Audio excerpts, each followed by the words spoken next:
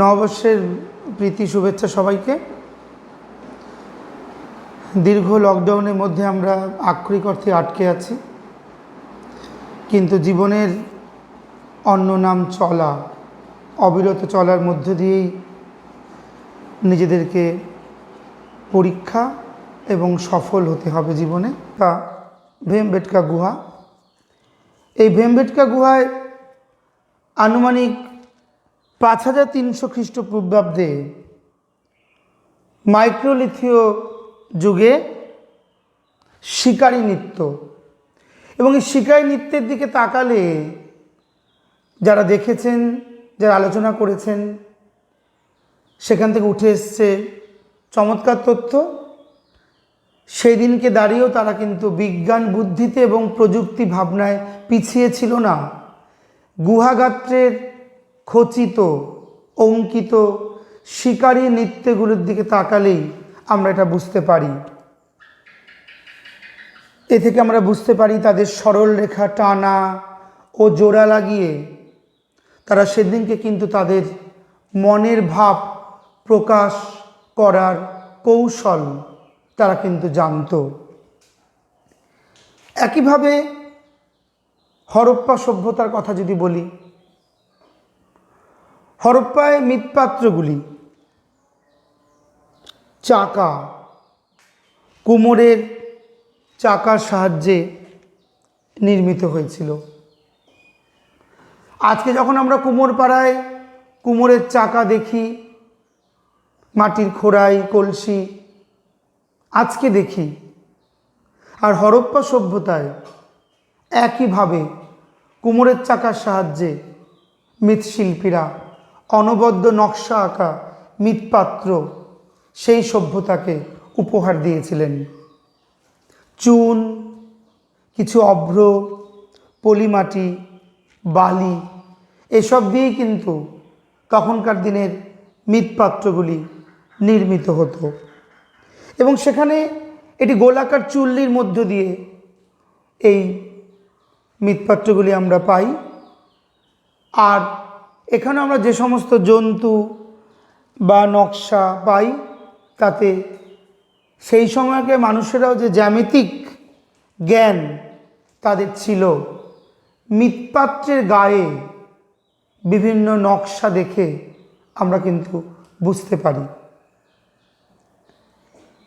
হরপ্পাবাসীরাও তুলোর ব্যবহার জানত, তাদের পাত্রের গায়ে তুলোর আঁশ থেকে এ কথা অনুমান করা গেছে। আর আমি আগেই বলেছি যে মেহেরগড় সভ্যতার নব্যপ্রস্তর যুগের দ্বিতীয় পর্যায়ে পোড়া তুলো বীজের সন্ধান, প্রাচীন সভ্যতার তুলার নিদর্শন কেন্দ্র ছিল, সেটা প্রত্নতাত্ত্বিক উপাদানের অনুসন্ধানের মধ্য দিয়ে আমরা বুঝতে পারি। শুধু কি মেহেরগড় সভ্যতা বা হরপ্পা সভ্যতার যে অনুসন্ধান তাতেই আমরা ক্ষান্ত হব না। আমরা যদি বৈদিক সভ্যতার দিকে তাকাই, বৈদিক সভ্যতা এবং মূলত 4টে বেদের দিকে তাকাই, সেক্ষেত্রে আমরা দেখব যে বিভিন্ন বেদ, বিশেষত ঋগ্বেদ, ঋগ্বেদের যে হাইম বা মন্ত্রগুলি আছে, সেটা থেকে আমরা কি না পেয়েছি।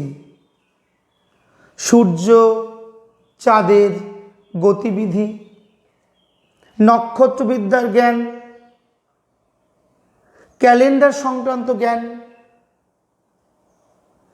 ঋগ্বেদে পেয়েছি অশ্বিনী কুমারদ্বয় চিকিৎসকের কথা, তারা ঘুরে ঘুরে চিকিৎসা চালাতেন। প্রথম প্রাচীন ভ্রাম্যমান চিকিৎসক অশ্বিনী কুমারদ্বয়, 2 ভাই। তারা শারীরিক দুর্বলতা, অন্ধত্বের চিকিৎসা করতেন। এমনকি অস্থিবিজ্ঞান কতটা উন্নত ছিল যে হাড় ভেঙে গেলে সে হাড় কত সহজে যুক্ত করা যায়, জোড়া লাগানো যায়, সেটাও কিন্তু ঋগ্বেদে আমরা অশ্বিনী কুমার দয়ের কাছ থেকে জানতে পারি। আমরা ঋগ্বেদে পেয়েছি বরুণ দেবতার কথা। বরুণ দেবতার মধ্যে আমরা দেখতে পাই আয়ুর্বেদ, কবিরাজির বিপুল জ্ঞান তার মধ্যেও ছিল। শারীরবিদ্যা, আধুনিক জীববিদ্যা সমন্বিত বহু কিছু তথ্যাদি আমরা জানতে পারি। আমাদের ভাবতে অবাক লাগে যে প্রাচীন যুগেই আমরা এই সমস্ত জিনিস পেয়েছি। ঋগ্বেদে আমরা একজন দেবতাকে পাই, রুদ্র, অত্যন্ত ভয়ানক দেবতা, ধ্বংসের দেবতা। পরবর্তীকালে যজুর্বেদে আমরা কিন্তু তাকে পাই প্রথম দৈব ভিক বা চিকিৎসক হিসেবে। শুধু তাই কেন, ঋগ্বেদ জুড়ে সেই দিন দাঁড়িয়েও তারা কতটা প্রযুক্তি বা বিজ্ঞান মনস্ক ছিলেন টের পাওয়া যায়। ঋগ্বেদ পাঠের মধ্য দিয়ে আমরা পৃথিবী যে গোলাকার এই তথ্য পাই। আধুনিক ভূগোলবিদরা যখন বলছেন পৃথিবী কমলালেবুর মতো, তার কত হাজার বছর আগে ঋগ্বেদের মানুষরা বলে গিয়েছিলেন পৃথিবী গোলাকার। এবং তাই সেই কারণেই তারা পৃথিবীকে পরিমণ্ডল নামে আখ্যায়িত করেছিলেন। আর শতপথ ব্রাহ্মণে তো আমরা পেয়েছি সে কথা। পৃথিবী একটা পরিমণ্ডল, পৃথিবী গোলাকার, এটা শতপথ ব্রাহ্মণও আমাদের জানিয়েছে। ঋগ্বেদে দিন রাত্রির কথা, আহ্নিক গতি, বার্ষিক গতির কথাও কিন্তু আমরা পেয়েছি। প্রাচীন ইতিহাসের এই সভ্যতাগুলি নিয়ে কথা বলতে গেলে শুধুই আমাদের কথা বেড়ে যাবে। চমৎকার সব তথ্যের ভিড়ে আমরা মুগ্ধ হয়ে যাব। তাই আমরা কিছু আজকে প্রাচীন ইতিহাসের উপর কিছু প্রশ্ন উত্তর একটু করার চেষ্টা করি। আচ্ছা, তোমরা বলো, চেষ্টা করো যে আর্যরা ভারতে এসেছিলেন, এটাই সিংহভাগ ঐতিহাসিকরা মনে করেন তারা বিদেশি। তারা এসে এখানকার যারা অনার্য বসতি ছিল তাদেরকে অধিকার করলো, তাদেরকে পরাজিত করলো, দখল করলো। আর কোনো কোনো ঐতিহাসিক বলছেন আর্যরা এদেশেই ছিলেন, তারা আসেননি, তারা আদি বাসিন্দা। কিন্তু মোটামুটিভাবে যে আর্যদের আগমন তত্ত্ব যদি আমরা বিশ্বাস করি যে তারা বিদেশি ছিলেন, তাহলে প্রথম যুগের কয়েকটি আর্য জনগোষ্ঠী আমরা পেয়েছি। তাদের নাম কি আমরা জানি? আমার প্রিয় ছাত্রছাত্রীদের কাছে আমার প্রথম জিজ্ঞাস্য যে কয়েকটি আর্য জনগোষ্ঠীর নাম আমরা জানি কি না। আমি তাহলে বলে দিচ্ছি একটু, যে যদু, পুরু, তুর্ভস, ভরত, পাঞ্চাল, সৃঞ্জয়, এরকম বেশ কিছু প্রথম যুগের আর্য জনগোষ্ঠীর নাম আমরা কিন্তু পাই। বিভিন্ন পরীক্ষায় এইভাবে প্রশ্ন আসে, 4টে অপশান দিল, তার মধ্যে মিলিয়ে মিশিয়ে দিল, বা বলল কোনটি আর্য জনগোষ্ঠীর মধ্যে পড়ে সেটিকে চিহ্নিত করুন, বা কোনটি আর্য জনগোষ্ঠী নয় সেটিকে চিহ্নিত করুন। তাই প্রাথমিক পর্যায়ে আর্য জনগোষ্ঠীগুলি যে নামগুলো আমি বললাম, যদু, পুরু, তুর্ভস, পাঞ্চাল, সৃঞ্জয়, এই নামগুলো একটু খেয়াল রেখো। আর আরেকটা প্রশ্ন দেখো পারো কিনা, আমি বলেছিলাম তোমাদের, যদি বলা হয় যে আপনি তো ইতিহাসের ছাত্র বা বিসিএসে আপনি ইতিহাস পড়েছেন, মেহেরগড় সভ্যতার কথা আপনি একটু আগে বললেন যে 1974-এ জা ফ্রাসোয়া জারিজ এই সভ্যতার আবিষ্কারক, তার সাথে নাম রয়েছে আমেরিকান প্রত্নতাত্ত্বিক রিচার্ড মিডোর। এখন বলুন তো, মেহেরগড় সভ্যতার কয়েকটি প্রত্নকেন্দ্রের নাম বলুন।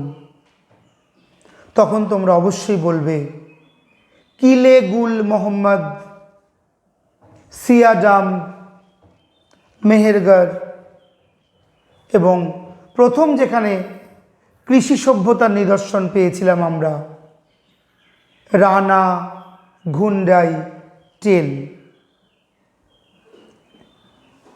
পরে আমি আরেকটা প্রশ্ন তোমাদের করছি, দুটো প্রশ্ন করলাম, তোমাদের চিন্তার খোরাক জোগানোর জন্য প্রশ্ন করা হচ্ছে। আচ্ছা, ধরে নাও যে আর্যরা এখানে এলেন, একটা সভ্যতার পতন ঘটল, সিন্ধু হরপ্পা সভ্যতার ধ্বংস হলো। এখন আর্যরা কোন সময়ে এলেন? আনুমানিক আর্যরা কত খ্রিস্টপূর্বাব্দে এলেন? 1500 খ্রিস্টপূর্বাব্দে মোটামুটি আর্যরা আসেন। আরেকটা কথা, ইতিহাস চর্চার ক্ষেত্রে যুগ বিভাগটা একটু ভালো করে দেখে নেবে। সেখানে তোমরা পাবে ইলোথিয়া একদম প্রাথমিক পর্যায়ে, নিম্ন প্যালিওলিথিয়া, মধ্য প্যালিওলিথিয়া, উচ্চ প্যালিওলিথিয়া, পাবে মেসোলিথিয়া, পাবে নিওলিথিয়া, পাবে চ্যালকোলিথিয়া, তারপরেই পাবে লৌহ যুগ। এই যুগগুলি কিন্তু অত্যন্ত ভালো করে বোধমূলক জায়গা থেকে একটু ভাববে। প্রাচীন ইতিহাসের প্রত্নতাত্ত্বিক উপাদানগুলি যেমন কৃষি, সেই সময়কার প্রযুক্তি, সেই সময়কার বিজ্ঞান ভাবনার কথা জানায়, সেই সময়কার জীবনযাপনের কথা আমরা জানতে পারি, তাদের বেঁচে থাকা শিল্প সংস্কৃতি, তাদের পড়াশোনা। একইভাবে প্রাচীন ইতিহাসের সাহিত্যগুলিও কিন্তু অত্যন্ত গুরুত্বপূর্ণ দলিল হয়েছে। তোমরা জানো সাহিত্য সমাজের দর্পণ, তাই শিলালিপি,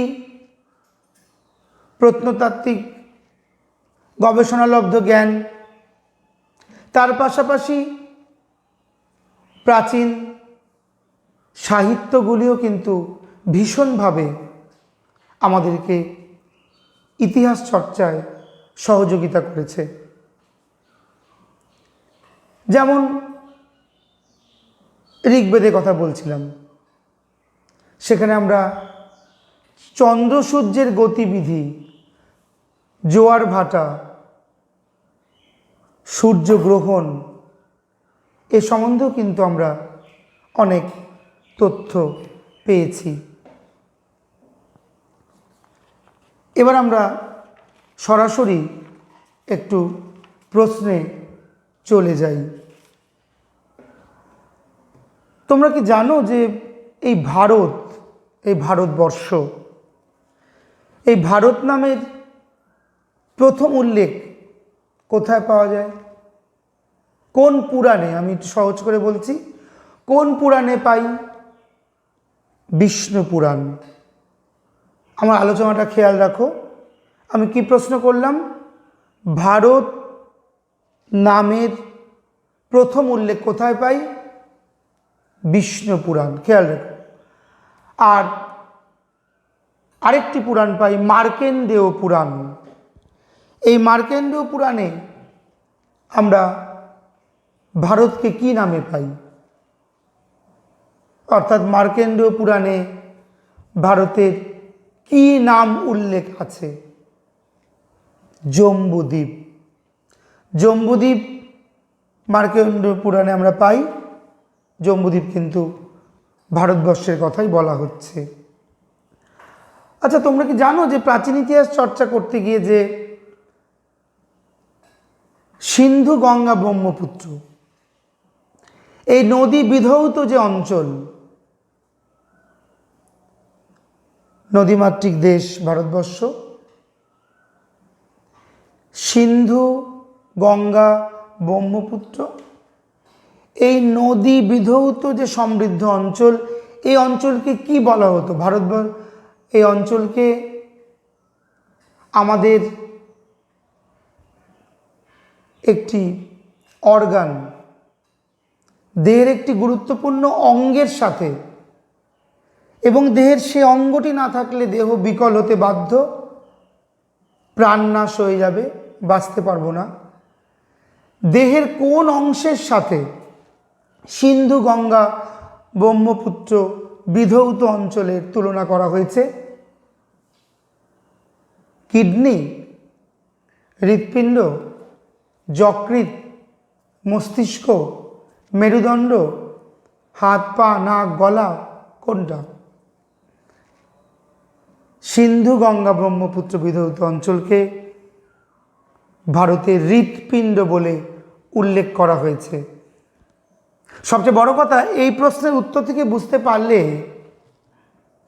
যে সেই সময় সে প্রাচীন ভারতবর্ষে এই অঞ্চলগুলি কিরূপ গুরুত্বপূর্ণ অঞ্চল হিসেবে পরিগণিত হয়েছিল। আমি একটি এখন গ্রন্থের নাম বলবো, বৈপুল্য সূত্র। এই বৈপুল্য সূত্রের রচয়িতার নাম কি আমরা জানি? এই বৈপুল্য সূত্রের রচয়িতা কোনো চিকিৎসক, কোনো কবি, না অন্য কোনো মনীষী? এই বৈপুল্য সূত্র রচনা করেছিলেন অশ্ব ঘোষ। আচ্ছা, ইতিহাসের উপাদানের কথা বলতে গিয়ে আমরা কি এই প্রশ্ন করতে পারি যে কোন উপাদানকে ইতিহাসের নোঙর বলা হয়? নোঙর কথাটা খেয়াল রাখো। অর্থাৎ কোন উপাদান অত্যন্ত প্রামাণিক হিসেবে গৃহীত ইতিহাস চর্চার ক্ষেত্রে। আমার প্রশ্ন, কোন উপাদানকে ইতিহাসের নোঙর বলি? প্রত্নতাত্ত্বিক উপাদানকেই আমরা ইতিহাসের নোঙর হিসেবে স্বীকৃতি দিই। এবার একটা সোজা প্রশ্ন চলে যাব। জুনাগড় লেক, এই লেখ থেকে আমরা কার কথা জানতে পারি? কার কৃতিত্বের কথা? শকক্ষত্র রুদ্রদামনের কথা জানতে পারি জুনাগড় লেখ থেকে। একইভাবে আমরা সম্পুট লেক পাই, সেখানে আমরা জানতে পারি কোন রাজার কথা? কুষাণ সম্রাট কনিষ্কের কথা আমরা কিন্তু সম্পট লেক থেকে জানতে পারি। আরেকটি লেক, তার কথা না বললে নয়, নানাঘাট শিলালিপি। এখান থেকে কি জানতে পারি আমরা? মন দিয়ে শুনে নাও, সাতবাহন রাজা প্রথম সাতকর্ণীর কথা আমরা কিন্তু নানাঘাট শিলালিপি বা লেখ থেকে পাই। একইভাবে গুপ্ত সম্রাট স্কন্দগুপ্ত, তার কথা সাথে, তার কাহিনীর সাথে, তার কীর্তির সাথে কোন লেখ জড়িয়ে? ভিক্টোরি লেখ। তাহলে অনেকগুলো লেখের কথা আমরা জানতে পারলাম, যেগুলো ইতিহাস চর্চার ক্ষেত্রে আমাদেরকে প্রামাণ্য সূত্র দিয়ে সাহায্য করেছে। লিপি, লিপির ক্ষেত্রে বলি গঞ্জাম লিপি। হর্ষবর্ধনের কথা বললে যার নাম উঠে আসে? শশাঙ্ক। শশাঙ্কের কথা আমরা জানতে পাই কিন্তু এই গঞ্জাম লিপি থেকে। আরেকটি প্রশ্ন করতে ইচ্ছা করছে আমার, যে এই পরম ভাগবত, এই পরম ভাগবত কথাটি কোন রাজার মুদ্রায় আমরা পাই? কোন রাজাদের মুদ্রায়? কোন যুগকে চিহ্নিত করেছিল পরম ভাগবত এই শব্দ? কুষাণদের, শুঙ্গদের, সাতবাহনদের, গুপ্তদের, কাদের? পরম ভাগবত গুপ্ত রাজাদের মুদ্রায় আমরা পাই। ইতিহাস চর্চার ক্ষেত্রে অত্যন্ত গুরুত্বপূর্ণ, একেবারে বাচ্চাদের মতো 9-10 পড়ার সময় যেভাবে পেন্সিল দিয়ে দাগিয়ে দাগিয়ে পড়েছিলে, আমি তোমাদের অনুরোধ করব বিসিএস বা অন্যান্য পরীক্ষায় প্রাচীন ইতিহাস এবং ভারতের আধুনিক ইতিহাস চর্চার ক্ষেত্রে খুব ভালো ভালো প্রশ্ন কিন্তু সেখান থেকে দেয়। তাই ইতিহাসের প্রতিটি যুগের কথাই তোমরা কিন্তু অত্যন্ত মনোযোগ সহকারে পড়বে, একটু ভালোবাসা নিয়ে পড়বে, দেখবে ভালো লাগবে। তাই দেখতে পাচ্ছি যে ইতিহাস চর্চার ক্ষেত্রে হারিয়ে যাওয়া ইতিহাসকে একমাত্র ঐতিহাসিকরাই আমাদের সামনে তুলে ধরেছে, এবং ঐতিহাসিকদের প্রাথমিক দায়িত্বই হচ্ছে সময়ের স্রোতে হারিয়ে যাওয়া ইতিহাসকে আবার আমাদের সামনে তুলে ধরা। এবার আমি তোমাদের কিছু প্রশ্ন আর একটু আলোচনা করছি, একটু লক্ষ্য রাখো। আচ্ছা, আমরা আলোচনা করছিলাম সিন্ধু সভ্যতা। সিন্ধু সভ্যতা পড়তে গেলে তার কাল, তার বৈশিষ্ট্য, নগর কেন্দ্রিক না গ্রাম কেন্দ্রিক, চাষবাস জানতো কিনা, কোনো ধাতুর ব্যবহার জানতো কিনা, জীবন কেমন ছিল, সেই সময় কোনো গ্রন্থ ছিল কিনা, এই সব তো পড়বেই। সিন্ধু সভ্যতা পড়তে গিয়ে আমরা একটা চিহ্ন পাই, যে চিহ্নটা আধুনিক ইতিহাসে হিটলারের পড়তে গিয়ে আমরা পেয়েছি, এবং নাৎসি বাহিনীর যে পতাকা, সেই পতাকার গায়েও সেই একই চিহ্ন আছে, স্বস্তিকা চিহ্ন। সিন্ধু সভ্যতায় এই স্বস্তিকা চিহ্ন কিসের ইঙ্গিত দিয়েছিল? আমার প্রশ্ন, সিন্ধু সভ্যতায় এই স্বস্তিকা চিহ্ন তোমরা দেখবে মাঙ্গলিক কোনো অনুষ্ঠানে এই চিহ্ন দেওয়া হয়, ডাবের গায়ে, গোবর লেপা কোনো উঠোনে, মন্দির গাত্রে এই চিহ্ন দেখবে। তো সিন্ধু সভ্যতায় কিন্তু আমরা এই স্বস্তিকা চিহ্ন পাই। তখন কিন্তু এটি শুধুমাত্র শ্রেষ্ঠত্বের চিহ্ন হিসেবে বিবেচিত হতো না। যদি এ প্রসঙ্গে বলে রাখি যে নাৎসিরা তাদের সভ্যতাকেই শ্রেষ্ঠ মনে করত, তাই তারা তাদের পতাকায় এই স্বস্তিকা চিহ্ন দিত। আমরা শ্রেষ্ঠ, আমরা আলাদা, এই অর্থে। কিন্তু সিন্ধু সভ্যতার মানুষরা স্বস্তিকা চিহ্ন ব্যবহার করত, এবং এই চিহ্নটা তাদের সূর্য পূজার যে প্রচলন ছিল সেই ইতিহাসের কথা আমরা জানতে পারি এই স্বস্তিকা চিহ্নের মধ্য দিয়ে। আবার একইভাবে যদি বলে যে হরপ্পা সভ্যতার ধর্মীয় প্রতীক চিহ্ন কি, সেক্ষেত্রে তোমরা কিন্তু বলবে এই স্বস্তিকা চিহ্নই।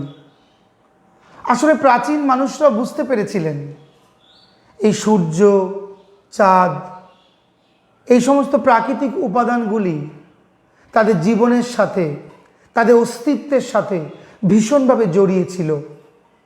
হয়তো তমসা রাত্রি, অন্ধকার রাত্রি কেটে যেত যখন পূব দিগন্তে সূর্য উঠত, এবং সেই সময় তারা আলোর স্পর্শে তাদের ভয় বিদূরিত হতো। উত্তাপ তাদের প্রচণ্ড শীত থেকে বাঁচাতো হয়তো, আর সেক্ষেত্রে তারা শুভ মনে করত সূর্যকে, এবং সূর্যের পুজোর মধ্য দিয়েই তাদের গৃহকল্যাণ বা অস্তিত্বের কল্যাণের কথাটা তাদের মনে হয়েছিল বলেই তারা হয়তো সূর্য পুজো করতেন। আর সেই চিহ্ন স্বস্তিকা চিহ্ন। এবার একটা সোজা প্রশ্ন, যে লোথা, এটি প্রত্ন অঞ্চল, অত্যন্ত গুরুত্বপূর্ণ প্রত্ন অঞ্চল। এই লোথাল কোন নদীর তীরে? শতদ্রু, বিপাশা, ভোগাবর,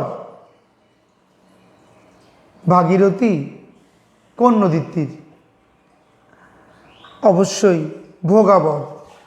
লোথাল প্রত্নকেন্দ্র ভোগাবর নদীর তীরে অবস্থিত। এবার আমি একটা শব্দ বলবো, অন্তিম নিধন তত্ত্ব। অন্তিম নিধন তত্ত্বটি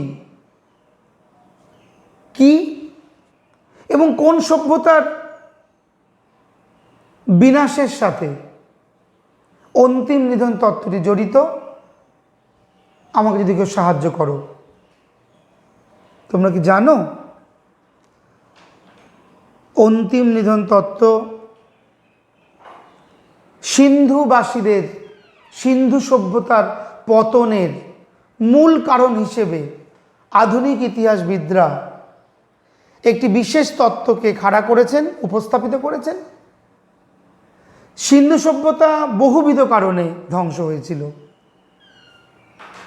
প্রচুর লোক সমাগম,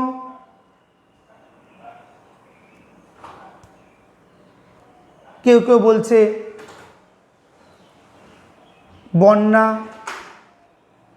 কেউ কেউ বলছে বিদেশি আক্রমণ,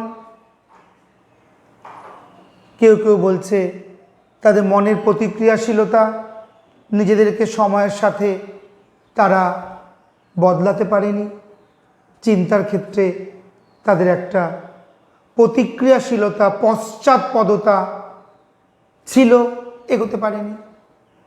কিন্তু অনেকগুলি কারণকে কোনোটাকেই ছোট না করেও অন্তিম নিধন তত্ত্বটি জড়িত সিন্ধু সভ্যতার পতনের সাথে। কি এটা? বিদেশি আক্রমণকারীদের দ্বারাই সিন্ধু অধিবাসী ও এই সভ্যতার ধ্বংসপ্রাপ্তি ঘটেছে। আমি আবার বলছি, বিদেশি আক্রমণকারীদের দ্বারাই সিন্ধু সভ্যতার ও সিন্ধুবাসীদের পতন ঘটেছে। যে তত্ত্বে এই কথাটি আছে, যে তত্ত্ব এই মতবাদকে প্রাধান্য দেয়, এই তত্ত্বকে আমরা বলছি অন্তিম নিধন তত্ত্ব, এবং এটি সিন্ধু সভ্যতার পতনের সাথেই জড়িত। আমরা আরেকটি শব্দ বলবো, সয়ান, দন্ত সয়কার, অন্তস্তয়াকার, দন্ত ন। সোয়ান কালচার, এই সোয়ান সংস্কৃতি, এই নিদর্শন, এর আবিষ্কারক। তাহলে যদি প্রশ্ন করা হয় যে সোয়ান বা সোয়ান সংস্কৃতির আবিষ্কারকের নাম, তখন আমরা কি বলবো? 1856 আলেকজান্ডার কানিংহাম পাকিস্তানের পাঞ্জাব প্রদেশের সোয়ান নদীর উপত্যকায় প্রাচীন প্রস্তর যুগের সংস্কৃতির নিদর্শন পান। আমি আবার বলছি, আমি এখন বলছি সোয়ান কালচার এবং তার আবিষ্কারক। 1856 আলেকজান্ডার কানিংহাম পাকিস্তানের পাঞ্জাব প্রদেশের সোয়ান নদী উপত্যকায় প্রাচীন প্রস্তর যুগের সংস্কৃতির যে নিদর্শন পান, এই নিদর্শনকেই আমরা সোয়ান নিদর্শন বলি। আবিষ্কারক বিশিষ্ট ব্যক্তি আলেকজান্ডার কানিংহাম। মনে রাখবে, অঞ্চলটা পাকিস্তানের পাঞ্জাব প্রদেশের সোয়ান নদী। লক্ষ্যই রাখো যে প্রাচীন সভ্যতা সংস্কৃতির আধার ছিল কিন্তু এই নদী। এবার একটি প্রশ্ন, একটু সহজ প্রশ্ন করি।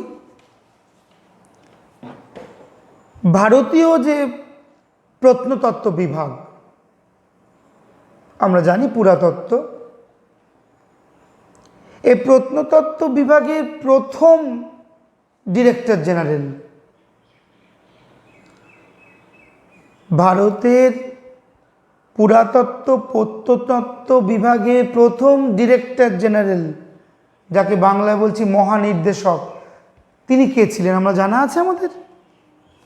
কানিংহাম ছিলেন, জন মার্শাল ছিলেন, না মার্টিমার হুইলার ছিলেন? জন মার্শাল ছিলেন প্রথম ডিরেক্টর জেনারেল ভারতীয় পুরাতত্ত্ব বিভাগের। নেক্সট একটি প্রশ্ন, তোমরা সিন্ধু হরপ্পা সভ্যতা পড়তে গিয়ে একটি অঞ্চলের নাম পাবে, মেলুহা, MALUHA, ময়কার লয়স্য হয়াকার। এই মেলুহা বলতে বোঝায় কোন অঞ্চল? নিম্ন সিন্ধু অঞ্চল, বালুচিস্তান, না মাকরান উপকূল, না উচ্চ সিন্ধু অঞ্চল? মেলুহা অঞ্চল বলতে আমরা কি বুঝব? নিম্ন সিন্ধু অঞ্চল, বালুচিস্তান, মাকরান উপকূল, না উচ্চ সিন্ধু অঞ্চল? মনে রাখবে, মেলুহা বলতে আমরা মূলত নিম্ন সিন্ধু অঞ্চলকেই নির্দেশ করে থাকি। আমার পরের প্রশ্ন হরপ্পা সভ্যতার কেন্দ্রিক, যে হরপ্পা সভ্যতার স্রষ্টা বা সৃষ্টিকর্তা বলে কথিত বালুচিস্তানে একটি দ্রাবিড় গোষ্ঠী বা দ্রাবিড় ভাষী উপজাতি। হরপ্পা সভ্যতার স্রষ্টা বালুচিস্তানের দ্রাবিড় উপজাতি কারা? কুই, ব্রাহুই, পোঙ্গো, না কাচ্চি? হরপ্পা সভ্যতার স্রষ্টা বলে বিবেচিত হয় বালুচিস্তানে একটি দ্রাবিড় ভাষী উপজাতি। তারা কি কুই, ব্রাহুই, পোঙ্গো, না কাচ্চি? নিবিড় ইতিহাস চর্চা না থাকলে এই উত্তরটা হয়তো একটু কঠিন। ব্রাহুই, সেকেন্ড যে অপশানটা আমি বলেছি, ব্রাহুই। আচ্ছা, হরপ্পা সভ্যতায় আমরা মৃৎপাত্রের কথা বলছিলাম, সেদিনকে দাঁড়িয়েও তারা কিন্তু কুমোরের চাকার মধ্য দিয়ে নির্মিত হতো মৃৎপাত্র। আমি বলেছিলাম বালি, অভ্র এইসব দিয়ে, পলিমাটি, এই সমস্ত কিছুর মিশ্রণে তারা কিন্তু তৈরি করত মৃৎপাত্রগুলি, এবং গোলাকার চুল্লিতে এই মৃৎপাত্রগুলি পোড়ানো হতো। আর এই মৃৎপাত্রগুলির গায়ে আমরা বিভিন্ন নকশা, জন্তুর ছবি দেখে বুঝি কোন কোন জন্তু, জীব সে সময় আমরা পাই। আর নকশাগুলো দেখে বুঝতে পারি তারা, তাদের অঙ্কের জ্ঞান ছিল এবং জ্যামিতির প্রতিও তাদের যথেষ্ট, জ্যামিতির প্রতি তাদের একটা প্রগাঢ় জ্ঞান ছিল, আমরা বুঝতে পারি নকশাগুলি দেখে। এখন প্রশ্ন হচ্ছে, হরপ্পার যে শিলমোহর পাই, হরপ্পার শিলমোহরগুলি তৈরির প্রধান উপকরণ কী ছিল? চুনাপাথর, অভ্র, পোড়ামাটি না ব্রোঞ্জ? হরপ্পার প্রাপ্ত শিলমোহরগুলির প্রধান মুখ্য উপাদান চীনামাটি, চুনাপাথর, পোড়ামাটি না ব্রোঞ্জ নাকি অভ্র? অবশ্যই সঠিক উত্তর পোড়ামাটি। মূলত পোড়ামাটিগুলো দিয়েই হরপ্পা সভ্যতার শিলমোহরগুলি তৈরি হতো। নেক্সট প্রশ্নে চলে যাও। প্রাচীন যুগ। প্রাচীন যুগে প্রচুর বিবাহের কথা আমরা পাই, 8টি বিবাহ পাই আমরা। প্রাচীন যুগে কোন বিবাহের ক্ষেত্রে, তোমাদের বলতে হবে প্রাচীন যুগের কোন বিবাহের ক্ষেত্রে বর বধূর অভিভাবকদের একটি গরু ও একটি ষাঁড় উপহার দেওয়া হতো? আর্য বিবাহ, অসুর না পিশাচ বা পৈশাচিক বিবাহ? আর্য বিবাহেই কিন্তু অভিভাবকদের একটি গরু ও একটি ষাঁড় উপহার দেওয়া হতো। এই গরু ও ষাঁড়ও আমরা পেয়েছি হরপ্পা সভ্যতায়। আর গরু ও ষাঁড়ের অর্থকরী মূল্য আমরা ভীষণভাবে দেখতে পাই। যাতে গরুগুলি না হারিয়ে যায় তার জন্য গরু আর ষাঁড়ের গায়ে কখনো গলকম্বলে বা গোটা গাত্রে বিশেষ চিহ্ন দেওয়া থাকত। এবং এই গরু হারিয়ে গেলে তারা হিতাহিত জ্ঞানশূন্য হয়ে যেত, পাগলের মতো খুঁজত। এবং এই খোঁজা থেকেই পরবর্তীকালে কিন্তু গোযুক্ত এসো না, গবেষণা কথাটি এসেছে। তাহলে সেই দিনকে দাঁড়িয়ে গরু কতটা উপযোগী একটি ডোমেস্টিক অ্যানিমেল ছিল সেটা কিন্তু আমরা বুঝতেই পারি। নেক্সট প্রশ্ন তোমরা চলে যাও। যে হরপ্পা সভ্যতা আমরা জানি পড়তে গিয়ে যেমন স্নানাগার পেয়েছি, যেমন পৌর নিগম ব্যবস্থা পেয়েছি, অবাক হয়ে গিয়েছি তাদের প্রয়োগ প্রণালী ব্যবস্থা দেখে, তাদের ড্রেনেজ সিস্টেম দেখে, তাদের স্নানাগার দেখে, সুতির বস্ত্রের অপরূপ নিদর্শন দেখে, তাদের ওষুধ তৈরি, তারাও কালো কালো একরকম গুঁড়ো ওষুধ তারা পেত, ব্যবহার করত। সেটা পরে জানা গেছে সেগুলি শিলাজিৎ। জ্বরের ক্ষেত্রে, সাধারণ শারীরিক দুর্বলতার ক্ষেত্রে তারা পাত্রে ওই কালো বস্তুটিকে বেটে খেত। ওটি কিন্তু শিলাজিৎ বলে পরে আমরা জানতে পারি। হরপ্পা সভ্যতার সাথে অত্যন্তভাবে জড়িয়ে শস্য এবং শস্যাগার। অত বিস্তৃত ভূমি সমন্বিত শস্যাগার অত প্রাচীন সভ্যতায় আশাই করা যায় না। কিন্তু বিজ্ঞান, প্রযুক্তি এবং শ্রেয় ভাবনা তাদের কতটা জারিত করেছিল, প্রাণিত করেছিল যে সেই সময় দাঁড়িয়ে তারা তাদের খাবারকে সুনিশ্চিত করতে গিয়ে তারা অপরূপ শস্যাগার নির্মাণ করেছিলেন। তোমাদের বলতে হবে যে হরপ্পা সভ্যতার শস্যাগারটিকে রাষ্ট্রীয় ব্যাংকের সাথে তুলনা করেছেন কোন ঐতিহাসিক? কি অদ্ভুত তুলনা! রাষ্ট্রীয় ব্যাংক কি গুরুত্বপূর্ণ আমাদের জীবনে। রিজার্ভ ব্যাংকের কথা ভাবো। রিজার্ভ ব্যাংকের রেপো রেট, রিভার্স রেট আমরা জানি, এগুলি কম বেশির ওপরে অর্থনৈতিক দোদুল্যমানতা তৈরি হয়। করোনার যে থাবা, বিশ্বগ্রাসী থাবায় আমাদের রেপো রেটেও আমরা প্রভাবিত হব, আমাদেরও অর্থনীতি মন্দা আসতে বাধ্য হবে। রাষ্ট্রীয় ব্যাংক আরবিআই আমাদের এই মুহূর্তে আধুনিক সভ্যতায়, আর তখন রাষ্ট্রীয় ব্যাংকের সাথে হরপ্পা সভ্যতার শস্যাগারকে তুলনা করেছিলেন কে? তার অপরিসীম গুরুত্বের কথা আমরা এখন বুঝতে পারি। এল বাসাম সাহেব তিনি কিন্তু হরপ্পা সভ্যতার শস্যাগারের গুরুত্ব অনুধাবন করে তাকে রাষ্ট্রীয় ব্যাংকের সাথে তুলনা করেছিলেন। আমার নেক্সট প্রশ্ন, প্রাচীন ভারতের কোন সভ্যতায় আমরা প্রথম তুলোর চাষের কথা পাই? আমি আলোচনা একদম প্রাথমিক পর্যায়ে কিন্তু প্রশ্ন করিয়েছিলাম, আলোচনার মধ্যে বলেছিলাম মেহেরগড় সভ্যতা। মেহেরগড় সভ্যতায় প্রাচীন কৃষিকার্যের নিদর্শন পেয়েছিলাম ঝোপ উপত্যকায়, সেই উপত্যকায় আমরা পেয়েছিলাম।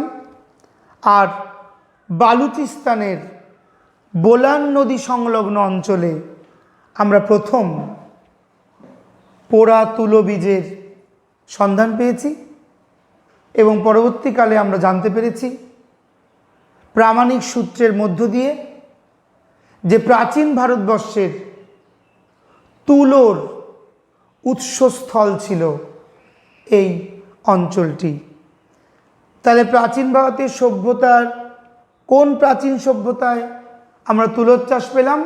উত্তর হবে মেহেরগড় সভ্যতার বোলান নদী উপত্যকা অঞ্চলে, বালুচিস্তান। নেক্সট প্রশ্ন তোমরা চলে যাও, যে আমরা বেশ কিছু ধর্মের কথা পাই। ব্রাহ্মণ ধর্ম আমরা পেয়েছি ঋগ বৈদিক যুগে, বেদ পেয়েছি, আমরা পরবর্তীকালে কিছু প্রতিবাদী ধর্মের সন্ধান পাই, এবং প্রতিবাদী ধর্মের কথা বলতে গেলেই প্রাচীন ইতিহাসে অবশ্যই সদা হাস্য মুখ সমন্বিত সেই মূর্তি, করুণার প্রতিমূর্তি, অপাববিদ্ধ নয়নে আমাদের দিকে তাকিয়ে আছেন, আমাদেরকে বলছেন শুদ্ধ হও, বুদ্ধদেব প্রায় 2500 বছর আগে। বৌদ্ধ ধর্ম, এই দুটো ধর্ম মূলত হিন্দু সনাতন ব্রাহ্মণ্য ধর্মের প্রতিবাদী ধর্ম হিসেবে এই দুটো ধর্মের উত্থান ঘটেছিল, বৌদ্ধ ধর্ম আর জৈন ধর্ম। প্রচুর তীর্থঙ্করের আমরা নাম পাই, বিভিন্ন সময়ে বিভিন্ন তীর্থঙ্করেরা জৈন ধর্মের প্রচার করে গেছেন। আমার প্রশ্ন, তীর্থঙ্কর এই শব্দটির মানে তোমাদের জানা আছে কি? তীর্থঙ্কর নামের মানে কি শিক্ষক? তীর্থঙ্কর নামের মানে কি আলো? নাকি তীর্থঙ্কর মানে সত্য? নাকি আমি এখনো সঠিক অপশন বলিনি? তীর্থঙ্কর মানে আমাদের দুস্তর এই দুঃখের নদী যিনি নির্বিঘ্নে পার করাবেন, সেই পতিত পাবনকেই তীর্থঙ্কর বলি। তাহলে দুঃখের যে নদী, এই নদী পার করিয়ে যিনি আমাদের অমল সত্যের পথ দেখাবেন, তিনি কিন্তু তীর্থঙ্কর। মনে রেখো, আরেকটি প্রশ্ন, এই তীর্থঙ্কর আমরা পেয়েছি, তোমরা কি জানো যে জৈন ধর্মে পুরুষ তীর্থঙ্করের মধ্যে একজন বিশিষ্টা নারীও তীর্থঙ্কর হিসেবে ছিলেন? তোমরা কি জানো তিনি কততম তীর্থঙ্কর ছিলেন? যে বিশিষ্টা নারী তীর্থঙ্করকে আমরা পাই, তিনি ছিলেন 19তম তীর্থঙ্কর। তিনি ছিলেন 19তম তীর্থঙ্কর মল্লীনাথ। খেয়াল রেখো। এখন একটি প্রশ্ন করব বৌদ্ধের জীবনী নিয়ে, যে বুদ্ধদেব, গৌতম বুদ্ধ তথাগত, বুদ্ধ কোন গুরুর কাছে ধ্যানের কিছু নিবিড় পদ্ধতি শিখেছিলেন? মৌগলায়ন, আরারকালাম, নাকি তিনি নিজেই শিখেছিলেন? মৌগলায়ন, আরারকালাম, নাকি তিনি নিজেই শিখেছিলেন? উত্তরটা আরারকালাম হবে। আরারকালাম যখন অনমা নদী পেরিয়ে বুদ্ধদেব এগিয়ে যাচ্ছেন, সেই সময় প্রায় 300 ছাত্র সমন্বিত একটি টোলে তিনি আরারকালামের দেখা পান এবং তার কাছে বিশেষ কিছু ধ্যান যোগ পদ্ধতি তিনি শিক্ষা করেছিলেন। যদিও অন্তিম সত্যের খোঁজ তিনি প্রশ্নের মধ্য দিয়ে আরারকালামের কাছ থেকেও পাননি, তাই তিনি শীঘ্রই সে অঞ্চল পরিত্যাগ করে গহন সত্যের পথে এগিয়ে যান এবং নির্বাণ লাভ করেন, সেটা আমরা জানি। আমার নেক্সট প্রশ্ন, যে একজন জৈন সাধু, তার আচার আচরণ, আমার প্রশ্ন, একজন জৈন সাধুর আচার সংহিতা কোন গ্রন্থ থেকে আমরা পাবো, কোন গ্রন্থে পাওয়া যায়? আমি 3টে অপশন দিচ্ছি, 4টেই দিচ্ছি। অঙ্গ, পূর্ব, ভগবতী সূত্র, না আচারাঙ্গ সূত্র? অঙ্গ, পূর্ব, ভগবতী সূত্র, না আচারাঙ্গ সূত্র? একজন জৈন সাধুর আচরণ কি হবে, তার আচার সংহিতা আমরা পাই আচারাঙ্গ সূত্র থেকে। পরের প্রশ্ন, কোন জৈন গ্রন্থে তীর্থঙ্করদের জীবন কাহিনী বিবৃত রয়েছে? ভগবতী সূত্র, আচারাঙ্গ সূত্র, মহাভাষ্য, কল্পসূত্র? ভগবতী সূত্র, মহাভাষ্য, আচারাঙ্গ সূত্র, কল্পসূত্র, কোন জৈন গ্রন্থ থেকে আমরা তীর্থঙ্করদের জীবন কাহিনী জানতে পারি? সঠিক উত্তর কল্পসূত্র। আর কয়েকটা প্রশ্ন করি, আমি আজকে ক্লাস শেষ করব। লক্ষ্য রাখো একটা প্রশ্ন। মাধ্যমিক দর্শনের প্রবক্তা কে ছিলেন? ভদ্রবাহু, নাগভট্ট, নাগার্জুন, অশ্বঘোষ? মাধ্যমিক দর্শন তোমাদের পড়তে হয়েছে। মধ্যম দর্শন, নাগার্জুন ছিলেন এই মাধ্যমিক দর্শনের প্রবক্তা। নেক্সট, ঐতিহাসিক কলহনের কথা তোমরা জানো, রাজতরঙ্গিনী, কাশ্মীর অঞ্চলের ইতিহাস, বিশিষ্ট ঐতিহাসিক এবং বিশিষ্ট গ্রন্থ বটে এই রাজতরঙ্গিনী। সমসাময়িক ইতিহাস চর্চার প্রামাণ্য গ্রন্থ হিসেবে আজও একই রকমভাবে সমাদৃত এই গ্রন্থ। প্রশ্ন হচ্ছে যে ঐতিহাসিক কলহন কোন ধর্মে বিশ্বাসী ছিলেন? বৌদ্ধ, জৈন, ব্রাহ্মণ না আজীবিক? ঐতিহাসিক কালহান কোন ধর্মে বিশ্বাস করতেন? বৌদ্ধ, ব্রাহ্মণ, জৈন অথবা আজীবিক?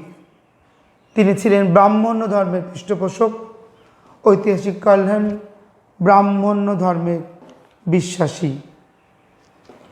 নেক্সট একটি প্রশ্ন, আলেকজান্ডার তোমরা জানো বিখ্যাত গ্রিক সম্রাট, দিগ্বিজয় করতে এসে ভারতবর্ষে অনুপ্রবেশ করেছিলেন। গোটা ভারতবর্ষ পদানত হয়েছিল তার শৌর্যের কাছে, তার বীরত্বের কাছে। বিউসিফেলাস তার ঘোড়ার নাম, এবং আলেকজান্ডার, চন্দ্রগুপ্ত এদের নিয়ে একটি বিখ্যাত নাটকও আছে, তোমরা জানো, ডিএল রয়ের লেখা চন্দ্রগুপ্ত নাটক। এখন প্রশ্ন হচ্ছে, চন্দ্রগুপ্ত আমরা ইতিহাস পাই, নাটকটা তো কিছুটা ইতিহাস পাই, এই আলেকজান্ডার তিনি মোটামুটি কতটা সময় ধরে ভারতবর্ষে ছিলেন? কারো জানা আছে? আমি একটু অপশন বলার চেষ্টা করছি। আলেকজান্ডার ভারতে মোটামুটি কত সময় বাস করেছিলেন? 19 মাস, 6 মাস, 17 মাস না 21 মাস? মোটামুটিভাবে ইতিহাস যেটা আমাদের জানায় 19 মাস আলেকজান্ডার ভারতবর্ষে ছিলেন। তিনিও তার কথোপকথনের মধ্য দিয়ে আমরা জানতে পারি যে রাজা পুরুর শৌর্যবীর্যের কথা তিনিও কিন্তু স্বীকার করে গেছেন, সেটা আমরা জানি। নেক্সট প্রশ্ন, দক্ষিণ ভারতের কোন রাজবংশ গুপ্ত সম্রাটদের সমসাময়িক ছিল? দক্ষিণ ভারতের কোন রাজবংশ গুপ্ত সম্রাটদের সমসাময়িক ছিল? চোল, চালুক্য, সাতবাহন, রাষ্ট্রকূট? দক্ষিণ ভারতের কোন রাজবংশ গুপ্ত সম্রাটদের সমসাময়িক ছিল? চোল, চালুক্য, রাষ্ট্রকূট, সাতবাহন? সঠিক উত্তর সাতবাহন। আশা করি তোমরা এই স্বল্প দৈর্ঘ্যের প্রাচীন ইতিহাসের যে ক্লাস আজকে আমরা নিলাম সেটা খানিকটা বুঝতে পেরেছ। এই আজকের আলোচনা তোমাদের ইতিহাস অনুসন্ধানকে যদি আরও গতিশীল করে, তোমাদের ভালো লাগে এবং তোমরা নিবিড় চর্চায় প্রয়াসী হও, এবং আমাদের আলোচনা প্রশ্ন উত্তর যদি পরীক্ষাগুলোকেও সহযোগিতা করে, তাহলে আমরা খুশি হব। আবার আমরা খুব শীঘ্রই দেখা হবে আমাদের। বিশ্বগ্রাসী করোনা ভাইরাসের থাবায় আমরা আক্রান্ত হচ্ছি। এখনও গতিশীলভাবেই করোনা তার কার্যক্রম জারি রেখেছে। তাই প্রত্যেকেই ঘরে থাকো, সুস্থ থাকো, ভালো থাকো, পড়াশোনার মধ্যে থাকো। অনেক অনেক শুভেচ্ছা প্রত্যেককে। নমস্কার।